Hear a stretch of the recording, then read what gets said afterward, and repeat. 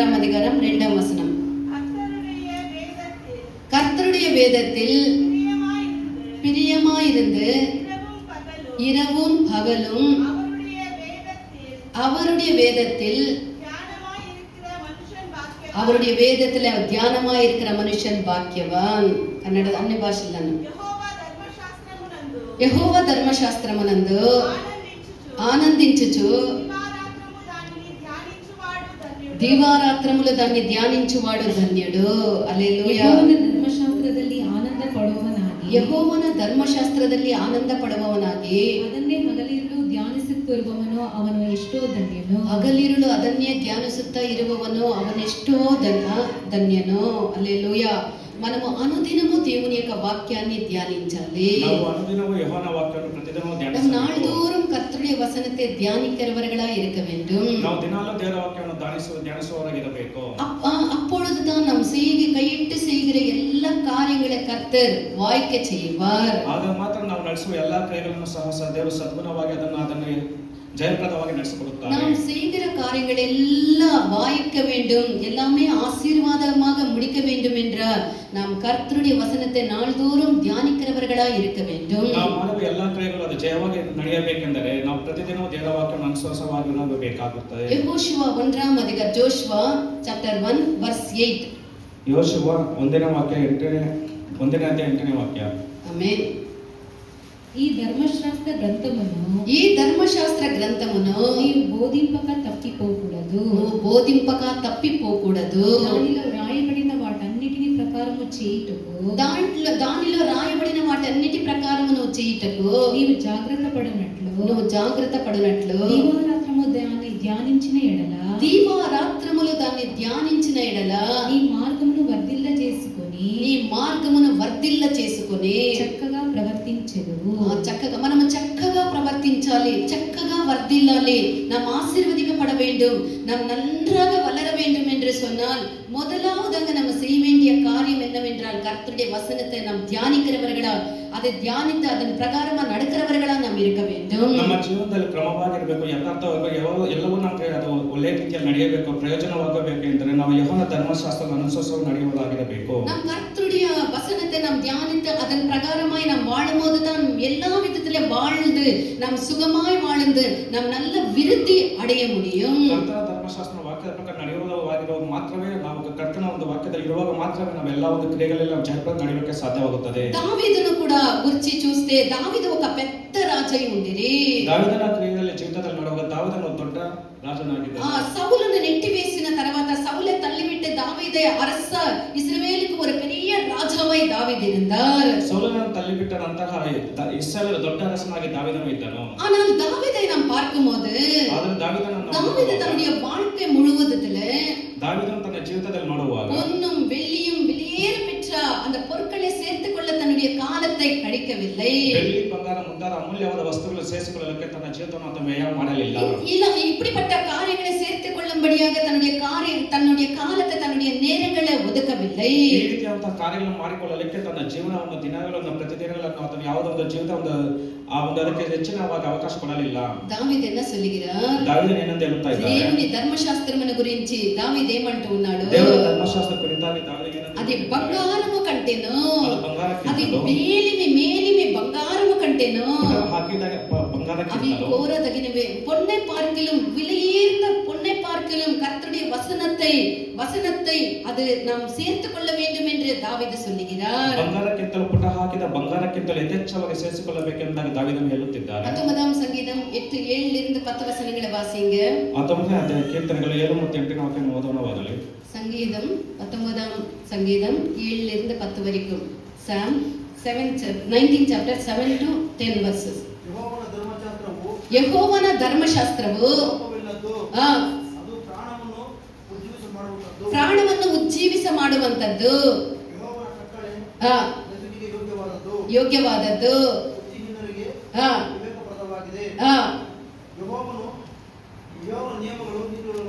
ಯೆಹೋವನ ನಿಯಮಗಳು ನೀತಿ ಉಳ್ಳವುಗಳಾಗಿವೆ, ಮನಸ್ಸನ್ನು ಹರ್ಷಪಡಿಸುತ್ತವೆ. ಯೆಹೋವನ ಆಜ್ಞೆಯು ಪವಿತ್ರವಾದದ್ದು, ಕಣ್ಣುಗಳನ್ನು ಕಳೆಗೊಳಿಸುತ್ತದೆ. ಪರಿಶುದ್ಧವಾಗಿದೆ, ಯೆಹೋವನ ಭಯವು ಪರಿಶುದ್ಧವಾಗಿದೆ. ಶಾಶ್ವತವಾದದ್ದೇ. ಹಾ, ಯೆಹೋವನ ವಿಧಿಗಳು ಓದಿ. ಯೆಹೋವನ ವಿಧಿಗಳು ಯಥಾರ್ಥವಾದವುಗಳು, ಹ್ಮ್ ಅವು ಕೇವಲ ನ್ಯಾಯವಾಗಿವೆ. ಹ್ಮ್ ಅವು ಬಂಗಾರಕ್ಕಿಂತಲೂ ಅವು ಬಂಗಾರಕ್ಕಿಂತಲೂ ಅಪರಂಜಿ ರಾಶಿಗಿಂತಲೂ ಅಪರಂಜಿ ರಾಶಿಗಿಂತಲೂ ಅಪೇಕ್ಷಿಸತಕ್ಕವುಗಳು. అపేక్షించతక్కవగడు. ఆ వాక్యాన్ని మాత్రం ఓది.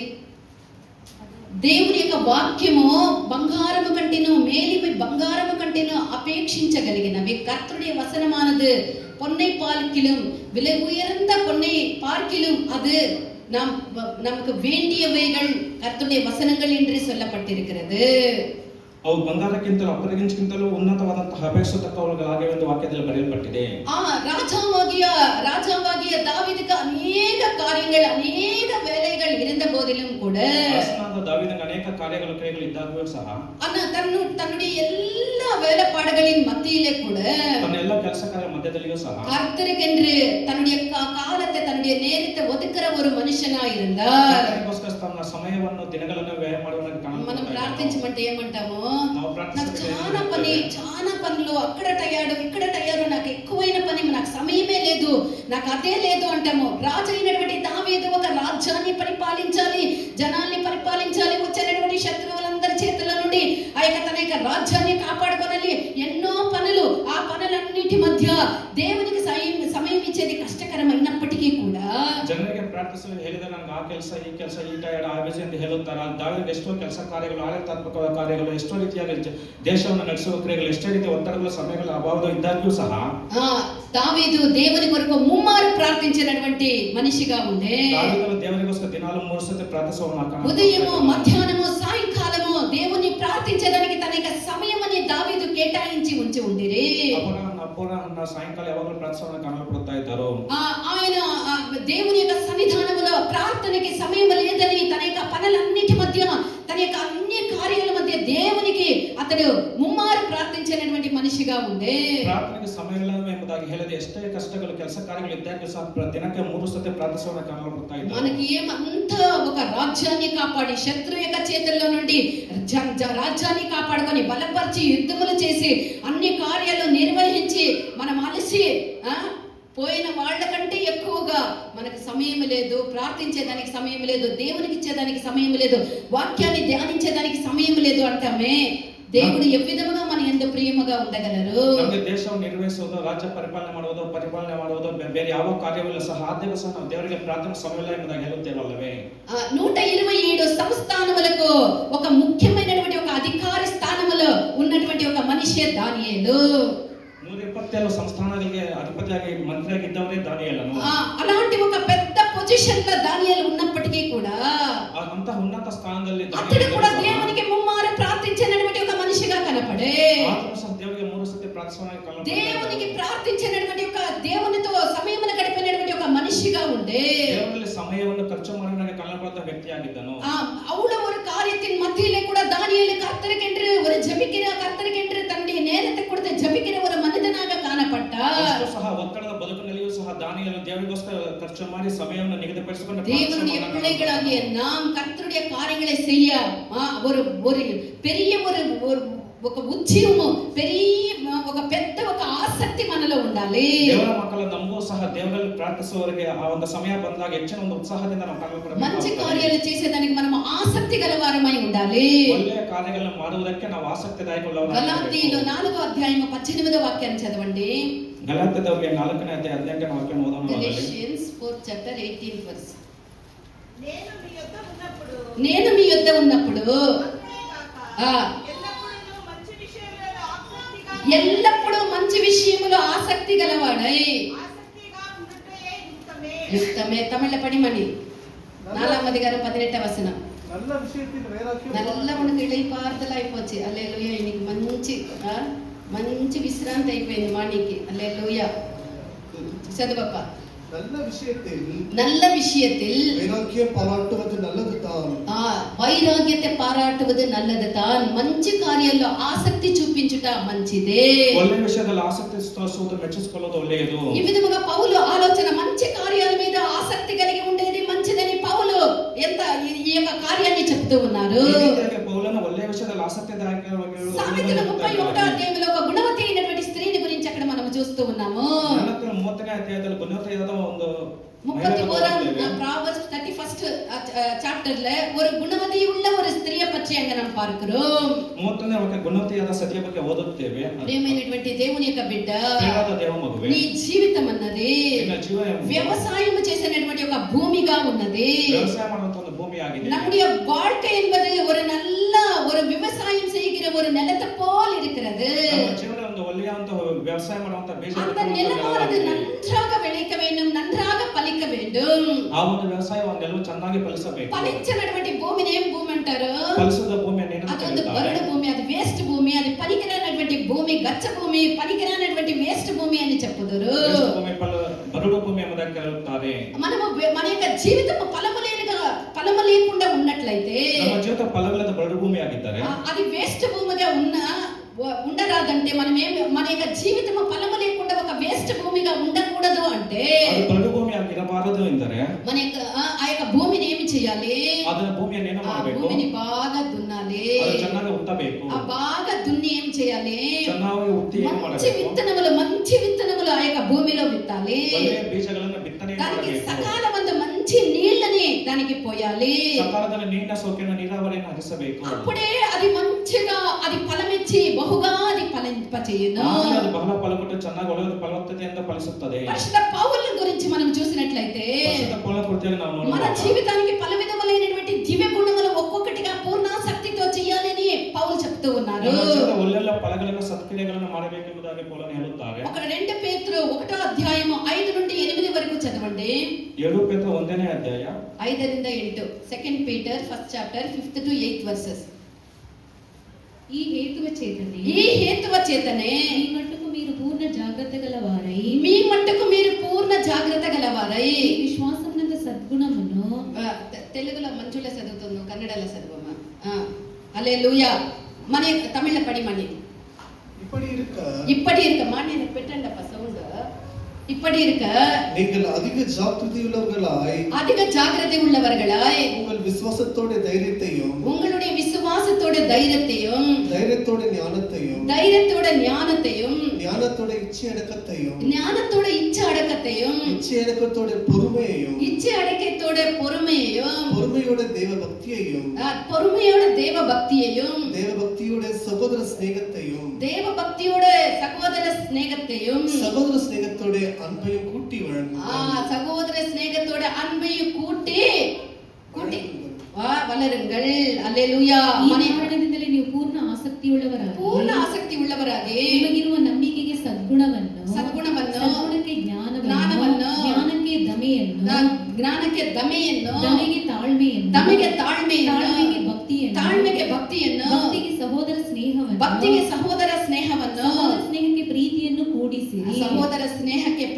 ಕೂಡಿಸಿರಿ. ನಿಮ್ಮಲ್ಲಿ ಹೆಚ್ಚುತ್ತಾ ಬಂದರೆ ನಮ್ಮ ಕರ್ತನಾದ ಯೇಸು ಕ್ರಿಸ್ತನ ಸಂಬಂಧವಾದ ಪರಿಜ್ಞಾನವನ್ನು ಹೊಂದುವ ವಿಷಯದಲ್ಲಿ ನಿಮ್ಮನ್ನು ಆಲಸ್ಯಗಾರರು ನಿಷ್ಫಲರು ಆಗದಂತೆ మనము నిష్ప్రయోజకులము కాకుండా ఇది మనల్ని పూర్ణతకి నడిపించును. ನಾವು నిష్ప్రయోజనవాగదంತೆ ఇది నమ్మల్ని పూర్ణతకి నడిపిస్తుంది. మన జీవితమైనది ఒక అందమైనటువంటి ఒక రమ్యమైనటువంటి ఒక తోట అగుటకు ನಮ್ಮ ಜೀವನ ಎಂಬುದು ಒಂದು ರಮ್ಯವಾದಂತಹ ಆನಂದವಾದ ಒಂದು మనము దానికి నీళ్లు బాగా సకాలమందు నీళ్లు పోసి ಚೆನ್ನಾಗಿ ನೀರನ್ನು ಸಕಾಲದಲ್ಲಿ తగిన సమయంలో దాంట్లో ఉండేటువంటి కలుపునంతా పెరిగి వేసి ಅದರಲ್ಲಿರುವಂತಹ ಸಕಾಲದಲ್ಲಿ ಕಳೆಯನ್ನು ತೆಗೆದು ఆ భూమిని బాగా త్రవ్వి ಭೂಮಿಯನ್ನು ಚೆನ್ನಾಗಿ దానికి బాగా ఎరువేసి ಚೆನ್ನಾಗಿ ಗೊಬ್ಬರ ఆ ಹಾಕಿ సమయం వచ్చినప్పుడు దాని యొక్క తీగల్ని కత్తిరించి ಆ ಸಮಯ ಬಂದಾಗ దాని యొక్క నిరంతరముగా మనం కష్టపడి నిరంతరವಾಗಿ ಅದಕ್ಕೋಸ್ಕರ ఆ యొక్క తోటకి మనము పని చేయాలి. ಅದರ ತೋಟಕ್ಕಾಗಿ ನಾವು ಕಷ್ಟಪಡಬೇಕು. మన యొక్క కర్తవ్యములు మనము చేసేదానికి తప్పించుకొనరాదు. ನಮ್ಮ ಕರ್ತವ್ಯಗಳನ್ನು ಮಾಡಿಕೊಳ್ಳುವುದಕ್ಕೆ సకాలమందు నీళ్లు పోయిటకే గాని దానికి ఎరువేయటకే గాని దానికి చాకరీ చేయటకే గాని మనము మన యొక్క కర్తవ్యాన్ని మనం తప్పించుకొనరాదు. ಸಕಾಲದಲ್ಲಿ ನೀರನ್ನು ಹರಿಸುವುದಕ್ಕೆ ಗೊಬ್ಬರ ಹಾಕುವುದಕ್ಕೆ ಮಿಕ್ಕ ಕೆಲಸಗಳನ್ನು మన ಮಾಡಿಕೊಳ್ಳುವುದಕ್ಕೆ యొక్క ನಾವು సమయముని ತಪ್ಪಿಸಿಕೊಳ್ಳಬಾರದು. యోగ్యమైనటువంటి కార్యములకి తగిన సమయంలో ఉపయోగించకపోయినట్లయితే ನಮ್ಮ ಸಮಯವನ್ನು ಸಕಾಲದಲ್ಲಿ ಸದ್ಗುಣಕ್ಕೆ ಅದನ್ನು ಒಂದು ಒಳ್ಳೆಯ ಕ್ರಿಯೆಗೆ ನಾವು ಅದನ್ನು ವ್ಯಯ ಮಾಡದಿದ್ದರೆ మన యొక్క జీవితం అనేటువంటి ఒక పొలమైనది ನಮ್ಮ ಜೀವನ ಎಂಬ ಹೊಲವು ముళ్ళతోనూ కలుపుతోనూ గచ్చపదలతోనూ నిండి ఉంటుంది. ಮತ್ತು ಕಲೆಗಳಿಂದ ಮತ್ತು ಬೇಡವಾದಂತಹ ಕ್ರಿಯೆಗಳು ತುಂಬಿರುತ್ತದೆ. அந்தந்த காரியத்துல அந்தந்த நிலத்துக்கு செய்ய வேண்டிய அந்த காரியங்கள் செய்யாமல் போகும்போது அந்த நன்றான ஒரு வெளிச்சல் நம் நன்றான ஒரு வெளியை எதிர்பார்க்க முடியாது.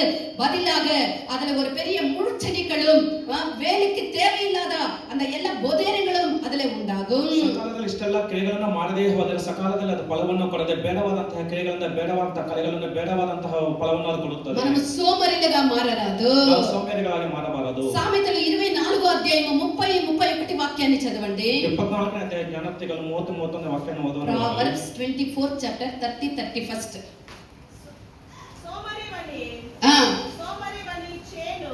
సోమరివాని చేను నేను దాటి రాగా తెలివి లేని వాని యొక్క ద్రాక్ష తోట నేను దాటి రాగా ఇదిగో దాని అంతటా ముళ్ళ కుప్పలు బలిసి ఉండెను, దాని కప్పి ఉండెను, దాని రాతి గోడ పడి ఉండెను. ಸೋಮಾರಿಯ ಹೊಲದ ಮೇಲೆಯೂ ಸೋಮಾರಿಯ ಹೊಲದ ಮೇಲೆಯೋ ಬುದ್ಧಿಹೀನನ ತೋಟದ ಮೇಲೆಯೂ ಹಾದು ಹೋದೆನು. ಬುದ್ಧಿಹೀನನ ತೋಟದ ಮೇಲೆ ಹಾದು ಹೋದೆನು.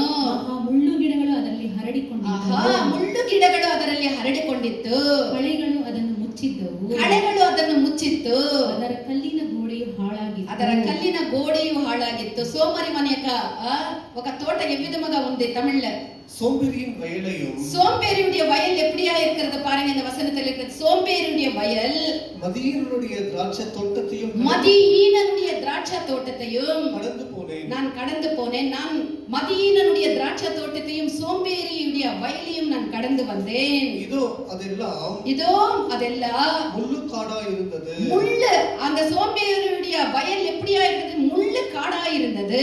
நிலத்தின் முகத்தை காஞ்சொரி மூடினது. அந்த செடிங்க வேலைக்கு தேவையில்லாத அந்த செடிகள் எல்லாம் மூடினது. அதன் கல் சுவர் இடிந்து கிடந்தது. கல் சுவர் இடிந்து விழுந்தது. அவனுடைய கல் சுவர் இடிந்து விழுந்திருக்குது. தேவையில்லாத அந்த முட்செடிகளும் எல்லாமே வளர்ந்திருக்கிறது. யாருடைய வயல் இது? ஒரு சோம்பேறி, ஒரு மதியீனனுடைய அந்த வயலானது இப்படியா இருக்கிறது. ಮುಳ್ಳುಗಿಡಗಳು ಹರಡಿಕೊಂಡಿದ್ದು, ಕಳೆಗಳು ಅದನ್ನು ಮುಚ್ಚಿದ್ದವು, ಕಲ್ಲಿಗೆಯ ಗೋಡೆಯು ಹಾಳಾಗಿತ್ತು. ಇದು ಯಾರ ಒಂದು ಹೊಲವಾಗಿದೆ? ಸೋಮಾರಿಯ ಒಂದು ಹೊಲವಾಗಿದೆ, ಬುದ್ಧಿಹೀನನ ತೋಟದವಾಗಿದೆ.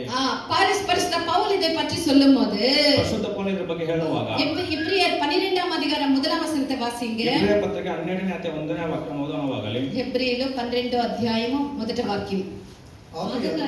ಆದ ಕಾರಣ ಇಷ್ಟು ಮಂದಿ ಸಾಕ್ಷಿಯವರು ಮೇಘದೋಪಾದಿಯಲ್ಲಿ ನಮ್ಮ ಇಷ್ಟು ಮಂದಿ ಸಾಕ್ಷಿ ಸಮೂಹದವರು ಮೇಘದೋಪಾದಿಯಲ್ಲಿ ನಮ್ಮ ಸುತ್ತಲೂ ಇರುವುದರಿಂದ ಅಭ್ಯಂತರ ಮಾಡುವ ಎಲ್ಲಾ ಭಾರವನ್ನು ನಮಗೆ ಅಭ್ಯಂತರ ಮಾಡುವಂತ ಎಲ್ಲಾ ಭಾರವನ್ನು ಹತ್ತಿಕೊಳ್ಳುವ ಪಾಪವನ್ನು ನಾವು ಸಹ ತೆಗೆದಿಟ್ಟು ನಂಬಿಕೆಯನ್ನು ಹುಟ್ಟಿಸುವವರು ಪೂರೈಸುವವರಾಗಿರುವ ಯೇಸುವಿನ ಮೇಲೆ ದೃಷ್ಟಿ ನಂಬಿಕೆಯನ್ನು ಹುಟ್ಟಿಸುವವರು ಪೂರೈಸುವವರು ಆಗಿರುವ ಯೇಸುವಿನ ಮೇಲೆ ದೃಷ್ಟಿ ಇಡೋಣ. ಹಲ್ಲೆಲೂಯಾ. ఇంత గొప్ప సాక్షి సమూహము మేఘము వలె మనల్ని ఆవరించి ఉండగా మనము కూడా ప్రతి భారమును సులువుగా చిక్కులబెట్టు పాపమును విడిచిపెట్టి విశ్వాసమునకు కర్తయు దానిని కొనసాగించువాడునైనా యేసు వైపు చూచుచు మన ఎదుట ఉంచబడినటువంటి పందెములో ఓపికతో పరిగెత్తదము. ஆகையால் மேகம் போன்ற இத்தனை திரளான சாட்சிகள் நம்மை சூழ்ந்து கொண்டிருக்க பாரமான யாவற்றையும் நம்மை சுற்றி நெருங்கி நிற்கிற பாவத்தையும் தள்ளிவிட்டு விசுவாசத்தை துவக்குகிறவரும் முடிக்கிறவருமாய் இருக்கிற இயேசுவை நோக்கி நமக்கு நியமித்திருக்கிற ஓட்டத்தில் நமக்கு இருக்கிற அந்த ஓட்டத்தை పొరమయోడ ఓడకడము సులభముగా చిక్కించే పాపములు మనల్ని చిక్కులు పెట్టినటువంటి పాపమును భారముని అన్ని తోసివేసి మన విశ్వాసమును ప్రారంభించి కొనసాగించినటువంటి యేసు వైపు చూసి మన యొక్క పరుగును మనం పరిగెత్తాలి. ಪಾಪವನ್ನು ಸುಲಭ ಶಿಕ್ಷಿಸುವ ಪಾಪದ ಅನುಸರಿಸಲ್ಪಟ್ಟು ನಂಬಿಕೆಯನ್ನು ಹುಟ್ಟಿಸುವ ಯೇಸುವಿನ ಮೇಲೆ ದೃಷ್ಟಿಟ್ಟು ನಾವು ಓಡುವವರಾಗಿರಬೇಕು. మన జీవితం అనేటువంటి ఈ యొక్క పరుగును ನಮ್ಮ ಜೀವಿತ ಎಂಬ ಓಟದಲ್ಲಿ ఆత్మతో పరిగెత్తి ముగించేదానికి వీలు కాదు.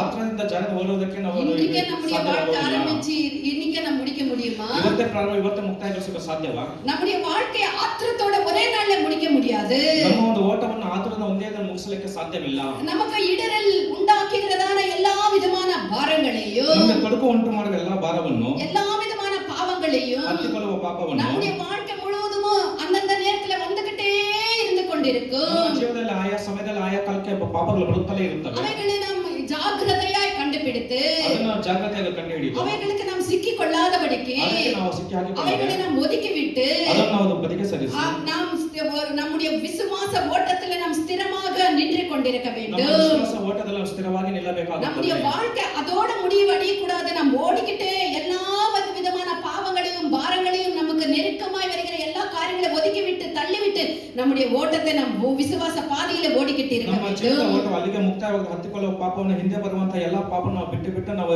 ಗುರಿಯೊಂದಿಗೆ ಅದನ್ನು ಸಾಗಬೇಕಾಗುತ್ತದೆ. நம்முடைய பார்வை யார் மேல வைக்க வேண்டும்? ನಮ್ಮನ್ನ ದೃಷ್ಟಿಯನ್ನು ಯಾರ ಮೇಲೆ ಇಡಬೇಕು? நம்முடைய இயேசுவை மேல வைக்க வேண்டும். ನಮ್ಮ ಯೇಸು ಕ್ರಿಸ್ತನ ಮೇಲೆ మనక దృష్టి మనక యేసు పైన పెట్టి ನಮ್ಮ ದೃಷ್ಟಿಯನ್ನು ಯೇಸು ಸ್ವಾಮಿ ಮೇಲೆ ಇಟ್ಟು நாம் மனுஷர்களை பார்க்க கூடாது. ಮನುಷ್ಯರನ್ನು ನೋಡದೆ நம்மோட கூட ஓடுகிறவர்களை பார்க்க கூடாது. ನಮ್ಮೊಂದಿಗೆ ಸಹವಾಗಿ ஓடி வந்து ಓಡುವ பாதையில் விழுந்தவர்களை பார்க்க கூடாது. ದಾರಿಯಲ್ಲಿ ಬಿದ್ದವರನ್ನು ನೋಡದೆ அவர்களுடைய பலவீனமும் இவர்களுடைய பலவீனமும் அவர்களுடைய அந்த வாழ்க்கையும் இந்த வாழ்க்கையும் குணங்களும் இதெல்லாம் பார்த்துக்கிட்டு இருந்தா உன்னுடைய பந்தத்துல நீ ஓட முடியாது.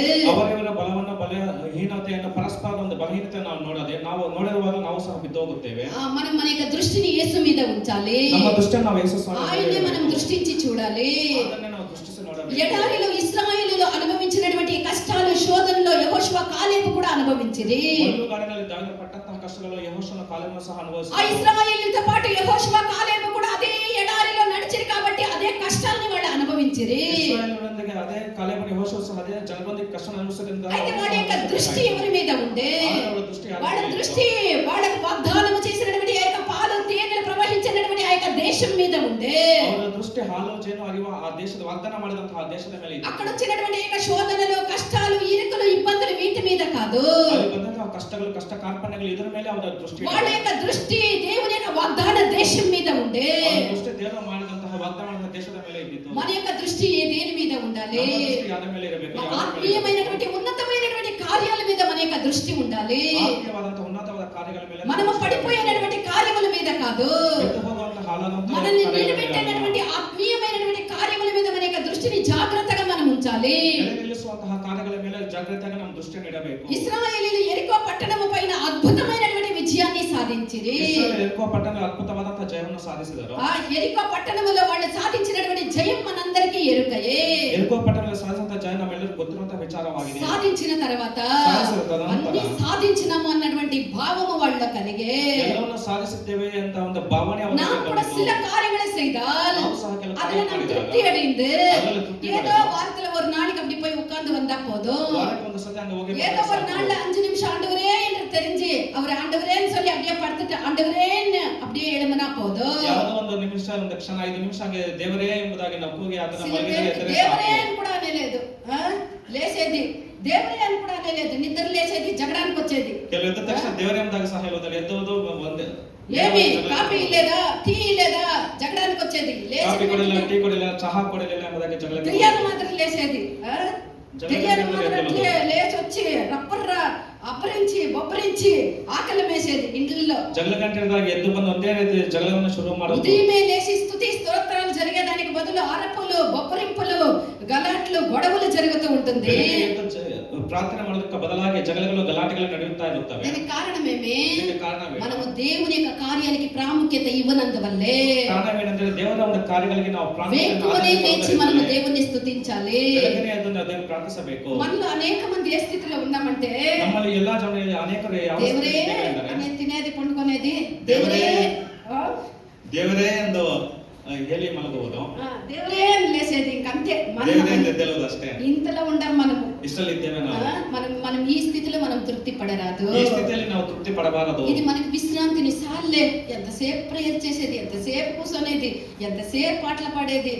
కొంతమంది వచ్చి అడుగుతారా, అక్క నీకు నడుము నొప్పి ఏమో చెల్లదా, నీకు ఇంత వయసు అయిపోయిందే, నువ్వు ముసిలిదైపోయిండవే, మేము యవ్వనస్తులమే, మేమే కూర్చోలేమే, నువ్వు ఇంతసేపు కూర్చొని ఉండవు, నీకు నడుము నొప్పి రాదా అంటే ವಿಶ್ರಾಂತಿ ಪಡೆಯಬೇಕೆಂಬುದಾಗಿ ನೆನೆಸುತ್ತಾರೆ. ಕೆಲವರು ಬಂದು ಕೇಳುತ್ತಾರೆ, ಅಕ್ಕನವರೇ ಇಷ್ಟೊತ್ತಿಗೆ ನೀವು ಕೂಡುತ್ತೀರಲ್ಲ, ನಿಮಗೆ ಯಾವ ನೋವು ಬರುವುದಿಲ್ಲವಾ, ಮೇಕೈ ನೋವು ಬರುವುದಿಲ್ಲವಾ ಎಂಬುದಾಗಿ ಕೇಳುತ್ತಾರೆ. మనం విశ్రాంతిని మనము కంఫర్ట్ జోన్ ఎప్పుడు కూడా మనము కోరుకోరాదు. ನಾವು ಆಯಾಕಟ್ಟಿನ ಜಾಗವನ್ನು ಕೋರಿಕೊಳ್ಳಬಾರದು. మన యొక్క విశ్రాంతి ప్రవృత్తి మన యొక్క కార్యాలన్నిటిని తేలికగా ఉంటే ఉండిలే, ఈ దినం చేయకపోతే రేపు చేసుకుందాంలే, ఇది లేదు సోమరి అనక పొలం ఎట్లుంది గచ్చ పొదలతో దాని యొక్క గోడ పడిపోయి దాని ముళ్ళ కంపులు ఫలించినటువంటి ఒక చెట్టు లేదు.